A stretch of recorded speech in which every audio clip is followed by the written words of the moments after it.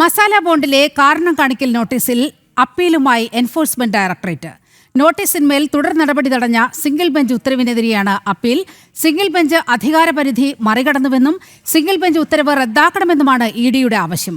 കിഫ്ബിയുടെ ഹർജിയിലായിരുന്നു നോട്ടീസിലെ തുടർ നടപടികൾ സിംഗിൾ ബെഞ്ച് സ്റ്റേ ചെയ്തത്. വിവരങ്ങളുമായി രേഷ്മ ബാബു ചേരുകയാണ്. രേഷ്മ, ഇന്നലെ സിംഗിൾ ബെഞ്ചിൽ നിന്നും ഇഡിയെ സംബന്ധിച്ച് ഒരു നല്ലതല്ലാത്ത ഒരു തീരുമാനമാണ് സിംഗിൾ ബെഞ്ചിൽ നിന്നും ഉണ്ടായത്. പക്ഷേ വളരെ കൃത്യമായി ഇഡി നിന്ന് നിലപാടെടുത്തു. അതിൽ അപ്പീൽ നൽകാൻ തീരുമാനിച്ചിരിക്കുകയാണ്. വിവരങ്ങൾ.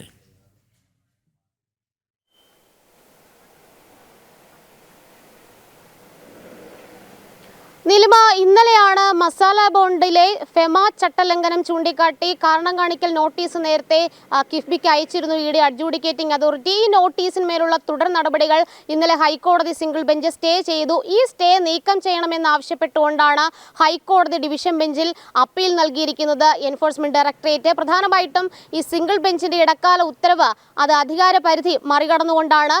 ഇഡി അഡ്ജൂഡിക്കേറ്റിംഗ് അതോറിറ്റിയുടെ നോട്ടീസിന്മേലുള്ള കാര്യകാരണങ്ങളോ അതുമായി ബന്ധപ്പെട്ടുള്ള കാര്യങ്ങളോ അപ്പലേറ്റ് ട്രിബ്യൂണലിൽ മാത്രമാണ് ഉന്നയിക്കേണ്ടത്. ഹൈക്കോടതിക്ക് അതുമായി ബന്ധപ്പെട്ട് തീരുമാനങ്ങളോ നടപടികളോ സ്വീകരിക്കാൻ അധികാരമില്ല.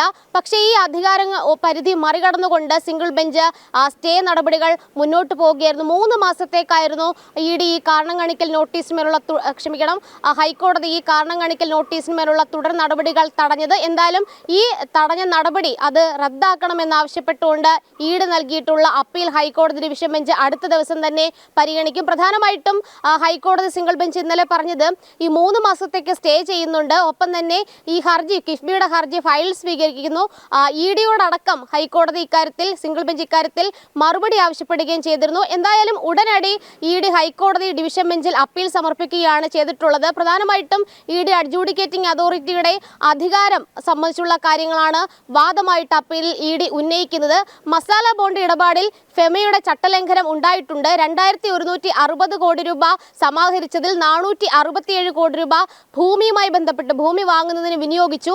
അടിസ്ഥാന സൗകര്യ വികസന പദ്ധതികൾക്ക് മാത്രമേ ഈ മസാല ബോണ്ടിലെ പണം ഉപയോഗിക്കാൻ പാടുള്ളൂ. പക്ഷേ അതൊക്കെ തന്നെ ലംഘിച്ചുകൊണ്ടാണ് കിഫ്ബി ഇത്തരമൊരു നടപടി സ്വീകരിച്ചത്. അതുകൊണ്ടായിരുന്നു മുഖ്യമന്ത്രിക്കും മുൻ ധനമന്ത്രിയായിട്ടുള്ള തോമസ് ഐസക്കിനും കിഫ്ബിക്കും ഇഡി അഡ്ജൂഡിക്കേറ്റിംഗ് അതോറിറ്റി കാരണം കാണിക്കൽ നോട്ടീസ് അയച്ചത്.